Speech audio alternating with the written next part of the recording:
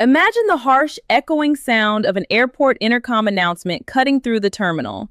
It is a normal day at Portland International Airport, right up until the wail of police sirens pulls up to the curb outside the arrival gates. Caryn Chandler had bought a first-class ticket to Portland, completely convinced she was untouchable.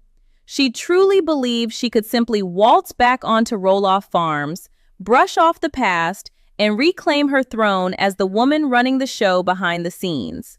She never made it past baggage claim. Today, I am looking at the incredible airport ambush that ended with Caryn in handcuffs, and how Amy Roloff orchestrated a legal maneuver that completely rewrote the balance of power. To understand the magnitude of what happened at the airport, I think we have to look closely at Caryn's mindset leading up to this moment. Over the last several months, the noise surrounding the Roloff Farms negotiations had seemingly quieted down. Following the explosive family fallouts, where Matt Roloff failed to secure a deal with his own sons to take over the property, Caryn had taken a massive step back. She was hiding out, keeping her head down, and likely assuming that the public anger and the family resentment had finally started to fade. In her mind, the dust had settled. Reality television drama has a short shelf life, and I honestly believe she thought this situation would be no different. She booked that flight into Portland expecting a seamless return to her old life. My read on the situation is that she expected a chauffeur to be waiting at the curb. She expected to be driven straight back to the big house on the farm, ready to reunite with Matt and pick up right where they left off. It is a level of arrogance that is almost hard to comprehend when you consider the damage that was done during those property disputes. Caryn had positioned herself as a primary voice in the farm negotiations, a move that alienated Zach, Jeremy, and the entire fan base. But time has a funny way of making people overconfident. She thought the storm had passed. She thought her status as Matt's partner granted her a permanent shield against any real consequences.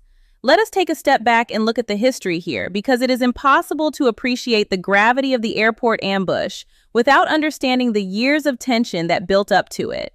Roloff Farms is not just a piece of property in Oregon. It is a massive, multi-million-dollar business, a television set, and the emotional core of the Roloff family. When Amy and Matt divorced, the division of that property was the most painful, drawn-out process imaginable. Amy eventually agreed to a buyout, stepping away from the main house and the north side of the farm. But she never truly let go of her protective instincts over the land she helped build. And then Caryn stepped into the void. Viewers watched for seasons as Caryn transitioned from a farm employee to Matt's partner, and eventually to a key decision-maker regarding the family estate. I always found it fascinating how comfortable she became sitting in on meetings that should have been strictly between a father and his sons. When Zach and Tori tried to negotiate a buyout, Caryn was right there, offering input and seemingly influencing Matt's hardline stance. That was the turning point. That was the moment the family fractured, perhaps irreparably. Matt ended up listing a portion of the farm for public sale, a move that shocked everyone, especially Amy. It felt like a betrayal of the core family promise. Caryn caught a massive amount of the blame for that decision. People watching the show felt that she was steering Matt away from his family and toward a more corporate, cold approach to the property. So when the public backlash reached a boiling point, Caryn retreated. She stepped away from the cameras and the farm, waiting for the heat to die down. This brings us back to her ill-fated flight to Portland. She assumed her period of exile was over. She severely underestimated Amy Roloff. Think back to the earlier seasons when the tension was just beginning to simmer beneath the surface. Pumpkin season has always been the most crucial time of year for Roloff Farms. It is their biggest revenue generator and the time when the entire family traditionally came together. Before the buyout, Amy was instrumental in running the hospitality side of the pumpkin patch. She interacted with the guests, managed the crowds, and gave the farm its welcoming, family-oriented atmosphere. When Caryn began taking on a more prominent role during pumpkin season, the shift in energy was palpable. Viewers noticed it, and the family definitely felt it. Caryn started making operational decisions, directing staff, and essentially acting as the co-owner of the event. For Amy, having to work alongside the woman who was now dating her ex-husband, while watching that same woman slowly take over her former responsibilities, must have been an incredibly difficult experience. I think a lot of the resentment that culminated in the airport ambush was born during those long, stressful pumpkin seasons. Amy swallowed her pride for the sake of the business and the family, but she never forgot the overstepping. The public saw Caryn wearing the farm jackets, driving the utility vehicles, and acting as the gatekeeper to Matt. It created a visual narrative that Caryn had won the farm. This context is absolutely vital because it explains why an exclusion order was necessary in Amy's eyes. This was never just about a piece of land. It was about years of systematic replacement. Amy's legal move was the culmination of a decade of watching someone else try to rewrite her family's history. While Caryn was waiting out the storm, Amy was not sitting idle. This is where the story shifts from a typical reality television feud into unprecedented legal territory. Amy Roloff pulled off a masterstroke behind the scenes, securing a geographic exclusion order. I have to admit, when I first looked at the details of this, I was stunned. A geographic exclusion order is not a simple restraining order. It is a highly specific, aggressively enforced legal boundary, usually reserved for people who pose a documented severe risk to a location or community. Amy successfully convinced a judge that Caryn posed a massive threat to the Roloff Farms property. I suspect Amy's legal team gathered years of footage, financial documents, and family testimonies to build a case that Caryn's presence on the farm was detrimental to the estate's stability and the family's well-being. The judge agreed, and the terms they handed down were absolutely staggering. The order established a strict 50-mile radius around Roloff Farms. If Caryn steps within 50 miles of the property line, she is in direct violation of a court order and goes straight to jail. Let us break down what a 50-mile radius actually means in this part of Oregon. Roloff Farms is located in Helvetia, just north of Hillsborough in Washington County. A 50-mile circle drawn around that farm does not just cover the rural backroads. It swallows the entire Portland metropolitan area. It covers the suburbs, the downtown core, and most importantly, it covers Portland International Airport. When the judge signed that order, they effectively banned Caryn Chandler from the entire economic and transportation hub of the region. She cannot fly into PDX. She cannot grab dinner in downtown Portland. She cannot even stay in a hotel in a neighboring county if it falls within that invisible boundary. I think this was the most strategic part of Amy's plan. By securing a radius that large, she ensured that Caryn could not just hover on the outskirts of town. She could not rent a place nearby and have Matt commute to see her. The exclusion order created a massive physical wall that requires Caryn to stay entirely out of the region. It is a level of legal banishment you almost never see in civil or property disputes. I honestly wonder how Matt reacted when he realized the sheer scale of this geographic barrier. When we look closer at the mechanics of the airport ambush itself, the level of coordination required is actually quite impressive. Law enforcement agencies do not just hang around baggage claim waiting for reality television stars to arrive. For the airport police and local deputies to be there at the very moment Caryn's flight landed, someone had to be monitoring her travel schedule. I strongly suspect that Amy's legal team was keeping a very close eye on Caryn's movements. Once the geographic exclusion order was signed by the judge, it needed to be formally served to be fully enforceable. Serving a document like that can be difficult if the person is hiding out of state, but a commercial flight itinerary provides a perfect, predictable location for law enforcement to intercept the individual. When Caryn booked that ticket to PDX, she unknowingly gave Amy's team the time and place to execute the order. Let us think about the layout of Portland International Airport. When you come down the escalators from the concourses, you are funneled into a large, open baggage claim area with large glass windows and multiple exit doors leading to the pickup curbs. It is a highly public, highly trafficked area. There is nowhere to hide, and there is no secondary exit. Once Caryn stepped off those escalators, she was trapped in a bottleneck. The deputies knew right where to stand. They intercepted her before she could even retrieve her luggage from the carousel. This level of tactical planning shows just how serious Amy was about enforcing this boundary. She did not leave it to chance. She ensured the order was enforced the very second Caryn crossed the 50-mile threshold. All of this context sets the stage for the climax at the airport. Caryn flies in, completely unaware of the legal trap that has been set. I can picture the scene perfectly. The plane touches down at PDX. The first-class passengers are always the first to deplane. Caryn grabs her designer bag from the overhead bin, walks down the jet bridge, and heads toward the terminal, likely checking her phone for a message from her driver or from Matt. She makes her way down the escalators, stepping onto the famous PDX airport carpet, heading straight for baggage claim. But instead of a chauffeur holding a sign with her name on it, she is met immediately by a highly coordinated group of law enforcement officers. We are talking about local deputies from the surrounding counties and Portland Airport Police, waiting right there at the baggage carousel. This was not a random traffic stop. This was a targeted ambush at the gate. The officers approached her right as she reached the baggage claim area. They did not pull her into a private back room to spare her feelings.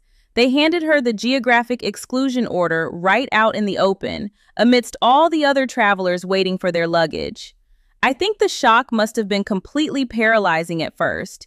You fly cross-country expecting a warm welcome, and instead you are handed legal documents telling you that your mere presence in the building is a criminal offense. From what has been outlined, the situation escalated very quickly. When the reality of the 50-mile ban set in, Caryn refused to accept it. She threw an absolute fit. She argued with the deputies, likely demanding to speak to Matt, refusing to leave the terminal. But the police do not negotiate with court orders. When she refused to leave voluntarily, they had no choice but to escalate their response. They placed her in handcuffs. She was physically escorted out of the Portland International Airport terminal, designer bag and all, completely humiliated in front of hundreds of onlookers. It is the ultimate downfall for someone who spent years trying to control the narrative and the property from behind the scenes. I want to spend some time talking about the psychological impact of this moment. For years, Caryn operated from a place of supreme confidence. She knew Matt relied on her. She knew the kids were frustrated but ultimately powerless to remove her from the farm's daily operations. She had a certain level of smugness during the negotiation episodes, a quiet assurance that she was the one who would ultimately end up sitting on the porch of the big house. To have that power stripped away so publicly in an airport baggage claim surrounded by strangers is a staggering reversal of fortune. Getting escorted out by police means you have completely lost control of the situation. It means that authorities recognize someone else's rights over yours. In this case, the legal system recognized Amy Roloff's right to protect the farm over Caryn's desire to return to it.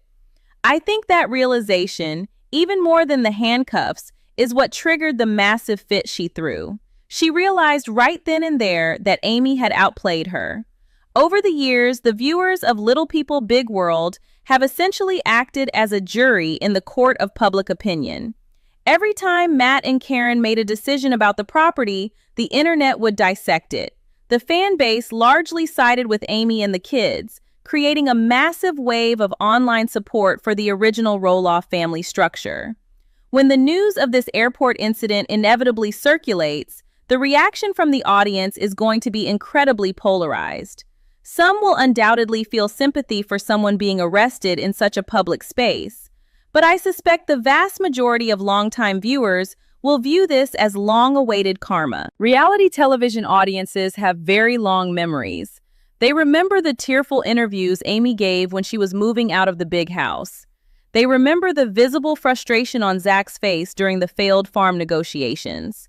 The airport ambush is going to be seen by many as the scales of justice finally balancing out. Now, I think we need to look at this from all angles and address the complications. Could this move backfire on Amy? Is a 50-mile exclusion order too harsh?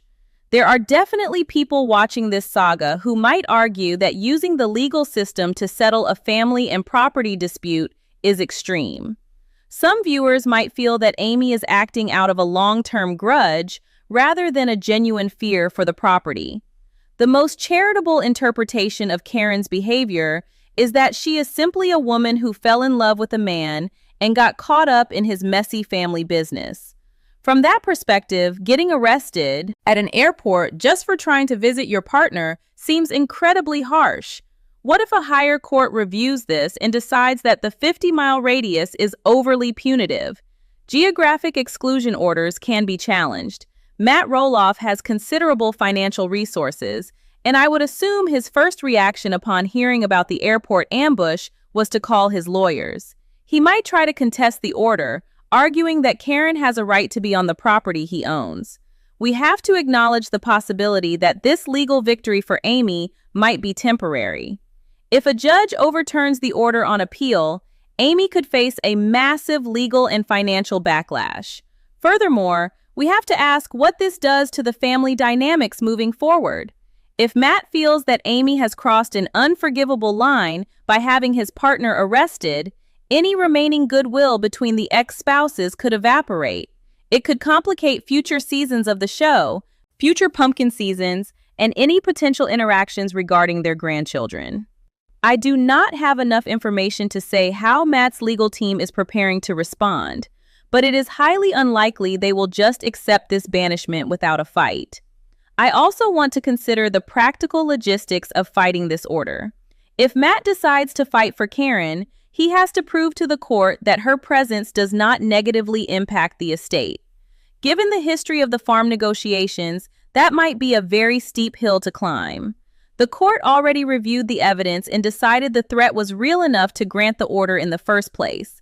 Reversing it requires proving that the initial judge made a material error in judgment.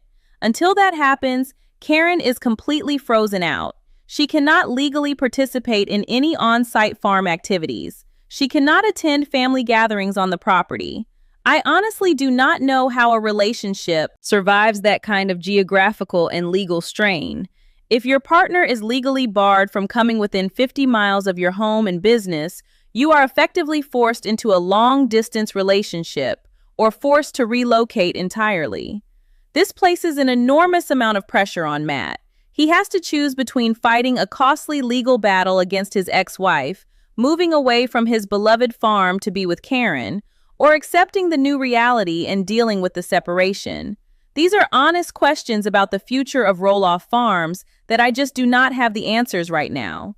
This leaves us with the enormous question of Matt Roloff's future on the farm. Matt has spent his entire adult life building Roloff Farms into a massive attraction. He built the pirate ship, the western town, the castles, and the bridges. The farm is his ultimate passion project, but it is also a massive, sprawling property that requires constant maintenance and management. As he has gotten older, he has relied heavily on Caryn to help him manage the day-to-day operations and to provide physical and emotional support.